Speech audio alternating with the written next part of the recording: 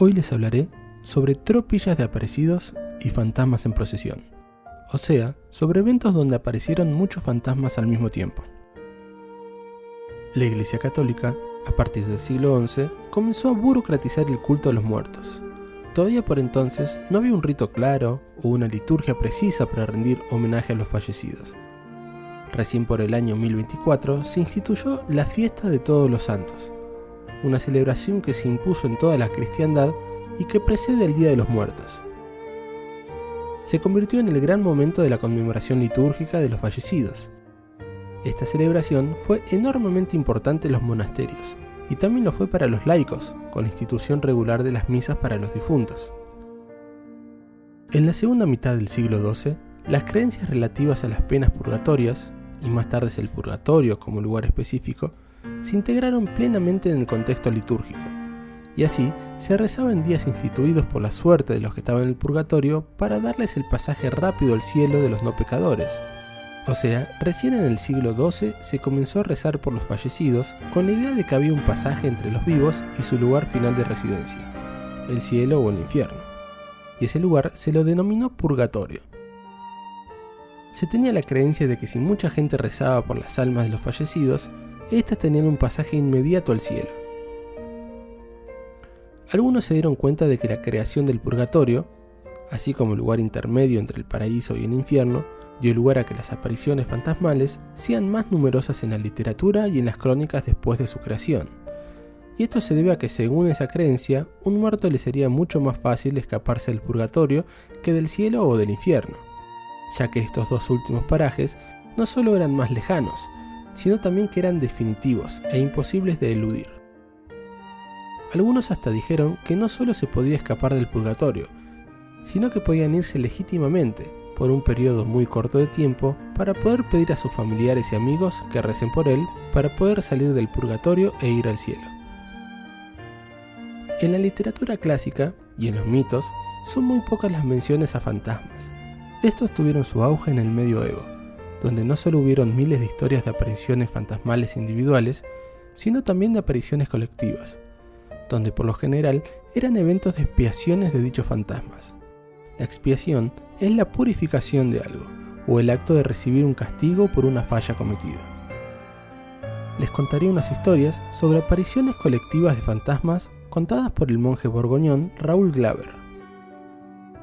Se expuso en el segundo libro de sus historias una visión de un monje llamado Wulferio de Moutier, donde contaba que una noche en el domingo de la Trinidad vio que la iglesia de su monasterio se llenaba de hombres vestidos de blanco o vestidos de púrpura, y estaban guiados por un obispo espectral que se llamaba a sí mismo el obispo de los muchos pueblos. Estos personajes afirmaban haber ido aquel día para poder presenciar la ceremonia litúrgica de los monjes, ya que eso era una prueba para expiar sus pecados. También le explicaron que eran cristianos muertos en la guerra contra los sarracenos. Eran almas que se dirigían hacia el reino de los elegidos desde el purgatorio, y habían hecho un alto en el campo para poder presenciar la ceremonia como última prueba de expiación. Cuando la ceremonia terminó, el fantasmal obispo, que guiaba la tropilla de fantasmas, hizo dar el abrazo de paz con el monje Wulferio, y ahí este comprendió que no viviría mucho tiempo más, ya que, como todos sabemos, cuando te abraza un fantasma es porque morirás pronto. Por suerte, el hecho que te abrace un fantasma es algo muy poco frecuente. En otra de sus historias, el ya mencionado Raoul Glaber cuenta que una noche, un sacerdote que miraba por la ventana vio llegar a un ejército de caballeros que se dirigían en formación de combate hacia Occidente. Él lo llamó, pero los caballeros desaparecieron, y este sacerdote también murió muy pronto. Otros han visto tropas de aparecidos vestidos de blanco. Parece ser que los que visten de blanco son de una categoría inferior a los que visten de púrpura o de rojo. Los que visten de rojo se encargan de vigilar la expiación de los pecadores, los de blanco. En el purgatorio, era normal sacar a las almas a que peregrinen en la tierra en sedes terrenales de la fe, para justificar su ingreso al cielo. Un monje llamado Order En el año 1140, escribió una crónica muy detallada sobre una aparición colectiva que sucedió ante un sacerdote normando cuyo nombre era Walchen. Y él nos habló de la famosa aparición del ejército de muertos que tuvo lugar el 1 de enero del año 1091. Aquella noche, el sacerdote de la iglesia de Bonnevaux vio desfilar ante él un ejército aterrador guiado por un general que amenazó al sacerdote con una maza. Los soldados de a pie seguían al general entonando lamentos. Después venían unos enanos y luego mujeres montadas a caballo. Después los clérigos venían al fondo de la caminata, y fueron quienes le rogaron al sacerdote de Walsham que rezara por ellos. El sacerdote intentó detener a uno de los caballos, pero al intentar tocar el arnés, este le quemó la mano. Finalmente, apareció un espectro vestido de rojo y le explicó que las pruebas a las que estas almas habían sido sometidas habían fallado y estaban en procesión hacia el infierno. Un dato interesante. Normalmente se suele relacionar el concepto del limbo y el del purgatorio. Ambos son lugares que no están en la tierra, ni en el cielo, ni en el infierno.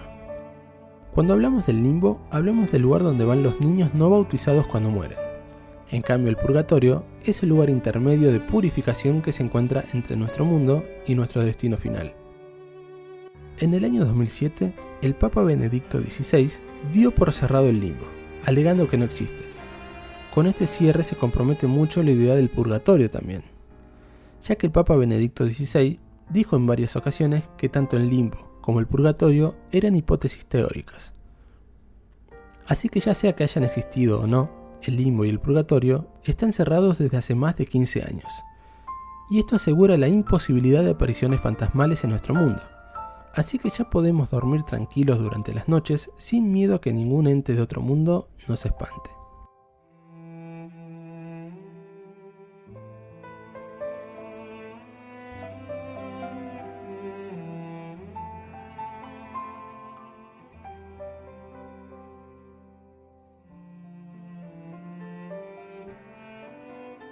No!